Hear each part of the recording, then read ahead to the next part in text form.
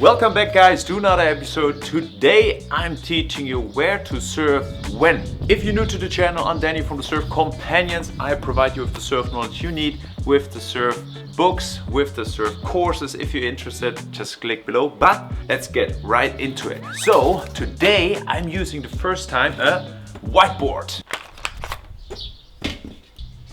With the help of the whiteboard, I show you some simple knowledge which you need to understand where to surf when, in which region where you have the best surf. First of all, we get the waves from big storms. Those storms are created far out in the ocean, but those storms are created by wind. So I show you really quick how wind is actually created. Look at this. If this is the earth, yeah, this is some land, beautiful drawing, and we have the sun. The sun is heating up the air, different color. So imagine, yes, they're all air particles, yeah, air particles here. The sun, because of the different angles to the surface of the earth, it's a bit slightly warmer in the middle of the center of the earth instead of the north and the south poles. What happens with the air molecules is the following. Air molecules around equator area, the function of warm air molecules, once they heated up, they go upwards. So once they're up here, they have to cool down somewhere, and the only and the best option is, because they flow where the least resistant is going to the sides. So they will go to the sides, cool down, and come here together again. So what happens here is there's a small minus, so there are less air particles than in the north and the south pole. When you have more particles, we call this area also the high pressure area, because there is higher pressure, more amount, more air particles. But there's still no wind created. Now it comes. The higher pressure will go to the lower concentration, because yin-yang, everything has to be in balance. That's why this higher pressure system is flowing to the lower pressure system, where are less air particles because they got heated up, flown away. So in this moment, actually wind is created. Keep in mind, this is like the most simple way how wind is created. Have a look again. The particles in the middle of the earth, because of the angle of the sun, heating up the air, and the air is going up.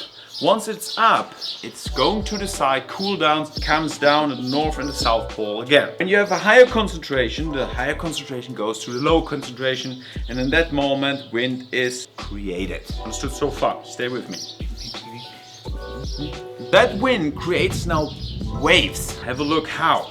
Imagine we have a big storm out there. For example, we in Europe, we get our most of the storm from the North Atlantic. So a big storm, it's a cloud, and this is the surface of the water, is blowing into the surface of the water, the ocean. What happens is, that's depending how strong the storm is, which kind of angle it has, and how long the storm is blowing into the water. And what happens is, yes, the water will dent a little bit, and because of gravity, it will come up again, and the wind is blowing in again, and so on. Here in the surface, the wind has a better surface to blow in again, and so on. So after a while, the waves got created, and the energy of the clouds from the storm is actually blown into the water. This energy which is blown into the water, we call the swell. When you hear a surfer talking about a nice swell arriving, means actually, oh, the storm out there in the ocean created a big swell, means a big energy of waves. And those waves are traveling, maybe you see it here in the card, imagine here in Atlantic, is traveling to the coast where we're gonna surf. So why is this important to know? We have to know where the storm and in which seasons those storms are got created. Have a look. What I'm going to show you now is really simple but powerful. The earth is round. Yes, there's still some Facebook groups out there, but yes, the earth is round, and because it's turning and it's even like at an angle to the sun, traveling around the sun, this, what I showed you here, is way more complex than just heating up, going down, and we have wind. So imagine we have a complex storm in the north, and in the South Pole we have different seas like the Atlantic, Pacific, and so on. What happens is we have different seasons. Imagine I would draw the Earth again, a bit like this, where you see like in the books, a bit like this. Draw it. Fuck. I don't know. So when in the northern hemisphere is summer, in the southern hemisphere is winter time. So what happens with the warmth and cold areas in those big storms I explained in flip chart number 1 and 2 is in the winter time we have bigger storms. So big storms would be here. We would get a lot of swell, a lot of good waves, big waves around those coasts and those coasts. What happened in the southern hemisphere on the other hand the storms would be smaller. So you have smaller storms and they have summer, like warm temperatures, but slightly smaller waves in those regions.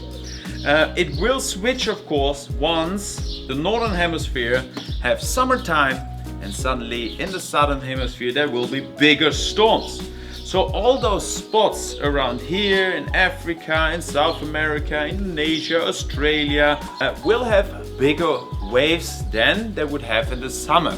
Have in mind, because now we're gonna go to the posters which you see in the back, because my friend developed something really cool.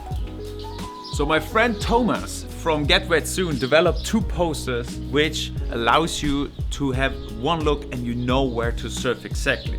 So I explained you the storms and how wind got created, and there's a difference between summer storms and winter storms. But if you plan your surf trip right, you should get something like this. Of course I get a small affiliate, I have to be honest with you, but I support my friend because this is just epic. I'll show you quick. With the help of the Storm Rider guide, with all the knowledge from the Storm Rider guide, Thomas from Get Wet Soon made 2 posters. The one poster shows you all the spots and all the spots description. Not only shows you when to surf or when are the best months to surf in those spots, no, it shows you also like what kind of spot it is, like reef, the best wind direction. We see even like what kind of swell it can hold, what the best swell direction is for that particular spot, and you have all in one map, which is kind of cool. Instead of just, of course, those times you can Google everything, look it up in the internet, but there's something cool. It looks also cool in your room. This poster is even cooler because if you decide like, I want to go surfing in February, you just have to go to February and have a look where in the world you can surf or when is the best surf time. For example, you go February and you go to Europe, yeah? Then you have February, Europe, doesn't look so good, but we have some spots here. So the darker color means best time to surf, and the more bright is like good time to surf, and when there's totally no color, you shouldn't go surfing. So you go to February and you go further in Europe and we see some spots here. For example, Madeira in Portugal, we have Lanzarote, Fuerteventura, Gran Canaria and so on. Or you decided, I always wanted to go to Central America in June. So you have a look at June and then you see, wow, Los Cabos in Central America, or Nicaragua for example, and so on. So it's super simple, one view, boom, you can plan your trip better. It's a lot of work, it's the same, a lot of work what we put in our courses in this YouTube channel and also in our surf book, but I hope you understood what I explained to you in this really small video. If you want me to make another video to explain you more in depth the wave creation, then leave a comment below. By the way, subscribe please to the channel, because only 87% of the viewers are not subscribers, because you would support me creating more of those videos. Hope you understood everything. Can't wait to see you next time. Daniel from the Surf Companions.